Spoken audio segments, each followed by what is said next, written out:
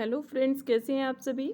उम्मीद करती हूँ अच्छे होंगे और हमारे CHC चैनल के साथ जुड़कर अपने नोट्स को बहुत ज़्यादा बेहतर तरीके से आप बना रहे होंगे।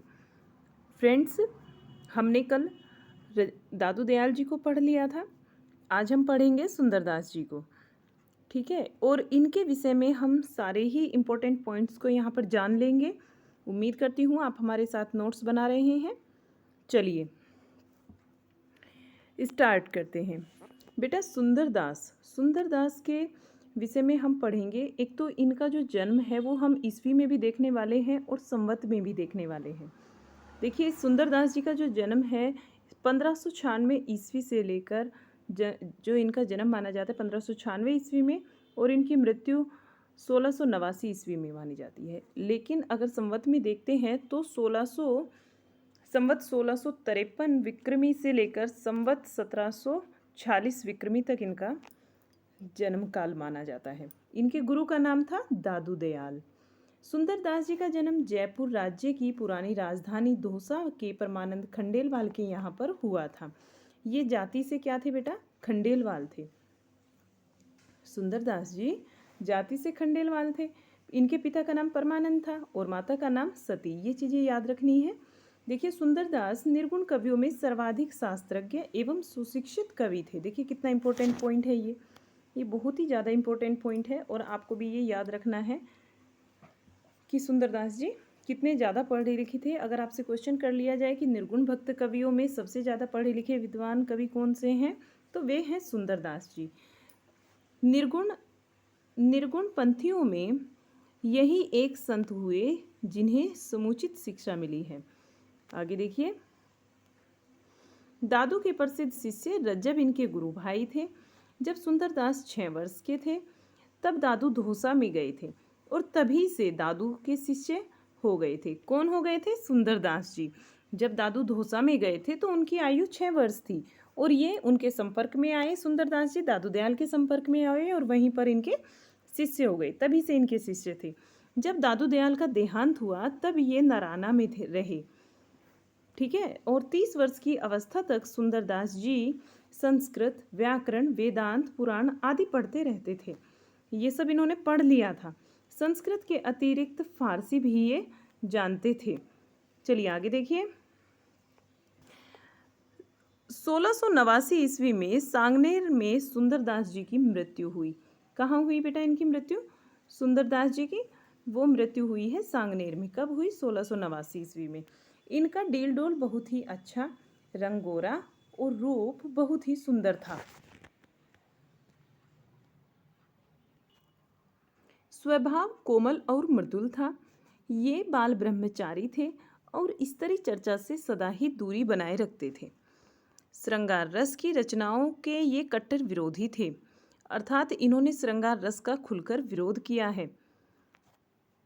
इन्होंने क्या किया बेटा? श्रृंगार रस की जितनी भी रचनाएं थी, जो भी कवि श्रृंगार रस का वर्णन करते थे उनका ये विरोध करते थे। जैसे केशवदास की रसिक प्रिया, नंददास की रसमंजरी और सुंदर कवि रायकृत सुंदर श्रृंगार की निंदा इन्होंने अपने एक छंद में की है। देखिए इनकी कुछ प्रमुख पंक्ति हैं, इसको देख लेते हैं। इनके विषय में, श्रृंगार रस के विषय में, रसिक प्रिया रसमंजरी श्रृंगार ही जानी, चतुरई करी बहुविधि विषय बनाई आन। ये कितनी अच्छी पंक्ति है, ये भी आपको याद करनी है। और किसकी पंक्ति है ये तो बहुत ज़रूरी है याद रखना। भाषा इनकी ब्रज थी।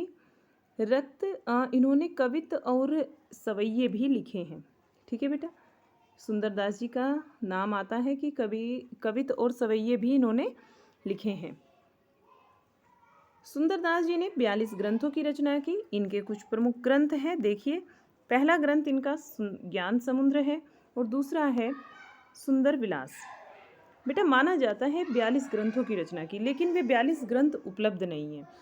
हमारे पास जो भी प्रमुख ग्रंथ हमें मिले या फिर जो इनके इम्पोर्टेंट ग्रंथ पढ़े जाते हैं वे ज्ञान समुद्र और सुंदर विलास हैं। पुरोहित हरिनारायण शर्मा के द्वारा संपादित सुंदर ग्रंथावली 2 भागों में है। इनकी सभी रचनाओं का इसमें प्रमाणिक संकलन मिलता है। किसकी? सुंदरदास जी की सभी ग्रंथ रचनाओं का प्रमाणिक जो संकलन मिलता है वो सुंदर ग्रंथावली में मिलता है। और सुंदर ग्रंथावली को किसने संपादित किया? तो पुरोहित हरिनारायण शर्मा ने इसे संपादित किया है। चलिए अगले आगे देखते हैं। रज्जब अली खां। अब हम रज्जब अली खां को पढ़ने वाले हैं। ठीक है, चलिएगा। रज्जब अली खां का जन्म 1567 ईस्वी में और इनकी जो मृत्यु है वो 1689 ईस्वी में हुई थी। संत रज्जब दादू दयाल के प्रमुख शिष्य थे। इनका पूरा नाम रज्जब अली खां था। इनके गुरु के प्रति इनकी अनन्य श्रद्धा थी। ठीक है, दादू दयाल की समग्र रचनाओं को अंगवधू शीर्षक कीर्ति में इन्होंने ही संकलित किया था। किसके नाम से किया था? अंगवधू के नाम से। रज्जब के जो प्रमुख ग्रंथ है वे छप्पे और सबंगी हैं। ये दोनों इंपॉर्टेंट ग्रंथ है किसके? रज्जब के। वैसे इनकी रचनाएं रज्जब वाणी में संग्रहित हैं। देखिए, एक क्वेश्चन पूछा गया पीजीटी 2010 में पूछा गया एक क्वेश्चन। पीजीटी 2010 में इनके विषय में एक क्वेश्चन पूछा गया, उसको भी देख लेते हैं। रज्जब के गुरु कौन थे? ये क्वेश्चन पूछा गया। अभी मैंने आपको बता ही दिया कि रज्जब किसके शिष्य थे? दादू दयाल जी के। ठीक है, अब चलिए यहाँ से ये इम्पोर्टेंट पॉइंट है, ये आपको नोट करना है बिल्कुल ऐसे ही। चलिए आगे देखते हैं। अगले जो हमारे कवि हैं, लेखक हैं, जो संत हैं, वे हैं मलुकदास जी। मलुकदास जी का जन्म लाला सुंदर दास खत्री के घर में संवत 1631 में जिला कड़ा इलाहाबाद में हुआ था। इनकी मृत्यु 108 वर्ष की अवस्था में संवत 1739 ईस्वी में हुई थी। इनके दीक्षा गुरु के संबंध में विद्वानों में मतभेद है और ये औरंगजेब के समकालीन थे। किसके समकालीन थे? औरंगजेब के समकालीन थे। ये आपको याद रखना है कि ये मलुकदास जी किसके समकालीन थे? औरंगजेब के। ये इंपॉर्टेंट चीज़ें हैं यहाँ पर। मलुकदास जी के संबंध में बहुत से चमत्कार या फिर करामातें प्रसिद्ध हैं। कहते हैं कि एक बार उन्होंने डूबते हुए शाही जहाज को पानी के ऊपर उठाकर बचा लिया था और रुपयों का तोड़ा गंगा जी में तैराकर कड़ा से इलाहाबाद भेज दिया था। आलसियों का यह मूल मंत्र इन्हीं का रचा हुआ है। देखिए ये कौन सी पंक्तियां हैं, आप सभी जानते हैं इनके विषय में। अजगर करे न चाकरी, पंछी करे न काम, दास मलुका कही गए, सबको दाता राम। ये टीजीटी और पीजीटी दोनों में ही पूछा गया है बेटा। ये पंक्ति आपको नोट करनी है। ये इम्पोर्टेंट पंक्तियां हैं और सभी लोग इसको जानते भी हैं। मलुकदास ने अवधी और ब्रज दोनों भाषाओं में काव्य रचनाएं की हैं। दोनों भाषाओं में, अवधी और ब्रज दोनों में ही रचना करने वाले कौन है? मलुकदास जी। चलिए देख लेते हैं इनकी कुछ इम्पोर्टेंट रचनाएं हैं। जो रचनाएं मैंने स्टार लगाकर लिखी हैं वो आपको ऐसे ही लिखनी है, ठीक है बेटा, क्योंकि वो बहुत ज़्यादा इम्पोर्टेंट है और पूछी गई रचना है एग्ज़ाम में। तो पहली रचना इसमें ज्ञानबोध। पहली रचना कौन सी है? ज्ञानबोध। और दूसरी है रतन खान। तीसरी भक्त वाछावली। चौथी भक्ति विवेक। पांचवी ज्ञान परोक्षी। छठी है बारेखड़ी। सातवीं राम अवतार लीला। आठवीं है ब्रज लीला। तो ये आठों रचनाएं तो आपको ये लिखनी है। और आगे देखिए, इसमें जो पहले वाली है ज्ञानबोध वो इम्पोर्टेंट रचना है। आगे देख लीजिए, आगे भी इनकी कुछ रचनाएं हैं। ये वाली रचनाएं सारी ब्रज भाषा में हैं, ठीक है बेटा। और आगे जो हम रचनाएं लिखेंगे अभी ब्रज भाषा की चलेगी, फिर अवधी भाषा में भी हम इनकी कुछ रचनाएं हैं उनको बता देंगे आपको कि इनमें से कौन कौन सी रचनाएं, सारी रचनाएं लिखने के बाद कि अवधी भाषा में कौन सी रचनाएं हैं। चलिए, ध्रुव चरित्र नंबर 9 पर आती है। नंबर 10 पर आती है विभव विभूति। और विभव विभूति आती है 10वें नंबर पर। 11वें नंबर पर सुख सागर आती है। 12वें नंबर पर स्फुट पद आती है। और अवधी भाषा में जो इन्होंने रचनाएं लिखी हैं उनमें ज्ञानबोध, रतन खान और ज्ञान परोक्षी, ये तीनों रचनाएं अवधी भाषा में लिखी गई हैं। ये यहाँ पर ज्ञान परोक्षी, ज्ञानबोध और रतन खान, ये तीनों की तीनों रचनाएं जो है बेटा ये अवधी भाषा की रचनाएं हैं। या तो आप इन्हीं के सामने लिख लीजिए भाषा अवधी ऐसे करके, और ये बाकी फिर आपकी जो भी हैं वे ब्रज भाषा की हैं। चलिए आगे देखते हैं। रामावतार लीला, ब्रज लीला और ध्रुव चरित्र में अवतारों तथा चरित्रों का वर्णन है। इनकी जो रचनाएं हैं, रामावतार लीला, ब्रज लीला या फिर ध्रुव चरित्र, इसमें क्या है, अवतारों के चरित्र का वर्णन है। ज्ञान बोध, ज्ञान प्रोक्षी और भभूति, सॉरी ये भभूति नहीं है, ये मेरे को बार बार ऐसे ही लगता है जैसे भभूति हो, लेकिन ये विभव विभूति है। और रतन खान, इनमें क्या है बेटा, इन रचनाओं में मलुकदास जी ने योग, ज्ञान, निर्णय, भक्ति, वैराग्य आदि गहन विषयों पर प्रकाश डाला है। ये आप कर लीजिए और इसको ठीक लिख लीजिएगा, ये विभव विभूति है। चलिए आगे देखते हैं। आगे हम पढ़ेंगे अक्सर अनन्य को। अक्सर अनन्य ये तदीय रसिया रियासत के अंतर्गत सेनुहरा के कायस्थ थे। सेनुहरा के क्या थे, कायस्थ थे।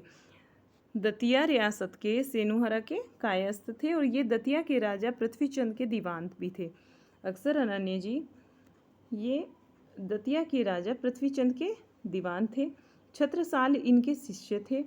इनके जो कुछ प्रमुख ग्रंथ हैं वे हैं राजभोग, विज्ञान योग, ध्यान योग और सिद्धांत बोध, विवेक दीपिका, ज्ञान, ब्रह्म ज्ञान, अनन्य प्रकाश, ये इनके प्रमुख ग्रंथ हैं।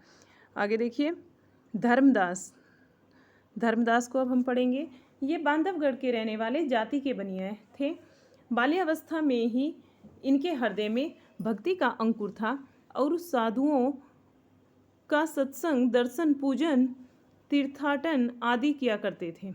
एक बार कबीर से इनका साक्षात्कार हुआ, कबीर के साथ इनका आमना सामना हुआ।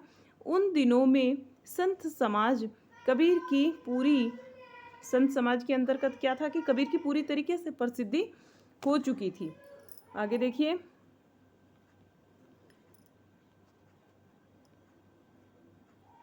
कबीर के मुख से मूर्ति पूजा, तीर्थाटन, देवार्चन आदि का खंडन सुनकर इनका झुकाव निर्गुण संत मत की ओर हुआ।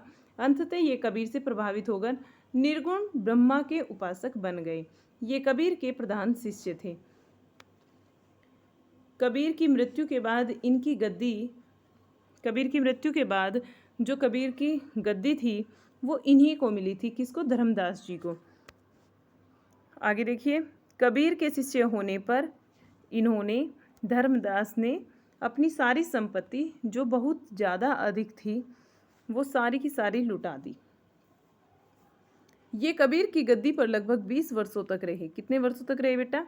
20 वर्षों तक। धर्मदास ने ही बीजक में कबीर की रचनाएं संकलित की थी और धर्मदास की जो प्रमुख रचना है वो है सुख निधान। कौन सी रचना है इनकी?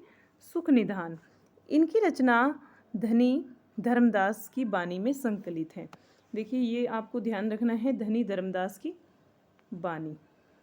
ठीक है, ये आपको ध्यान में रखना है कि धर्मदास जी की रचनाएं किस में संकलित है? धनी धर्मदास की बानी में। और इनकी जो प्रमुख रचना है वो सुख निधान है। एक ही रचना है इनकी इम्पोर्टेंट।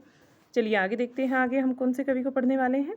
संत महात्मा सेन, या फिर इनको सेना भी बोला जाता है या सेन भी हम बोलते हैं इनको। इनके गुरु का नाम था रामानंद।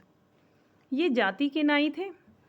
देखिए, मैंने आपको काफ़ी सारे ऐसे संत महात्मा हुए हैं जिनकी जातियाँ बताई है और ये जातियाँ जो हैं बेटा मैचिंग में आ जाती हैं। ठीक है, एग्ज़ाम में मैच कराने के लिए आ जाती हैं। किसकी जाति कौन सी है, जाति से मैच कीजिए। अच्छा ठीक है, आगे चलते हैं। आदि ग्रंथ में इनका केवल एक ही पद है। ये बहुत ज़रूरी याद रखना है आपको। सेन का केवल एक ही पद मिलता है आदि ग्रंथ में। बाकी इनकी रचनाओं के विषय में कोई जानकारी नहीं मिलती है। संत धन्ना के विषय में पढ़ लेते हैं। संत धन्ना के गुरु भी रामानंद थे। संत धन्ना के गुरु भी कौन थे? रामानंद थे। और ये जाति के जाट थे। इनकी जाति संत धन्ना की जाट थी। आदि ग्रंथ में इनके 4 पद मिलते हैं। कितने पद मिलते हैं बेटा? 4 पद मिलते हैं। संत पीपा के विषय में हम पढ़ लेते हैं। इनके गुरु का नाम भी रामानंद था। संत पीपा के गुरु का नाम भी रामानंद था। संत पीपा राजपूत थे और इनकी रचनाएं उपलब्ध नहीं हैं। चलिए आगे देखते हैं। बेटा आज तो ये चीज़ें हमारी यहीं पर कंप्लीट हो जाती हैं, लेकिन कल हम भक्ति काल के अंतर्गत कुछ सिख संत हुए हैं, जैसे कि गुरु नानक देव जी हैं, इस तरीके से हम कुछ और भी हैं अन्य, उनको भी पढ़ लेंगे। और इसके बाद फिर हमारा संत काव्य की विशेषताएं आ जाएंगी। विशेषताएं और पंक्तियां, ये 3 ही टॉपिक हमारे बचे हैं। अगली 2 से 3 वीडियो के अंदर ये ख़त्म हो जाएगा भक्ति काल आपका।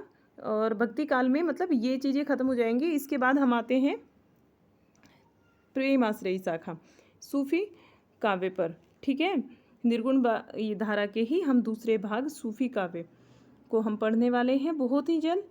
आप हमारे साथ मिलकर नोट्स को प्रिपेयर कीजिए अच्छे से और डेली के डेली उसका रिवाइज़ कीजिए उसको। आप अपनी तैयारी को बहुत बेहतर तरीके से करते रहिए। चलिए, all the best, thank you.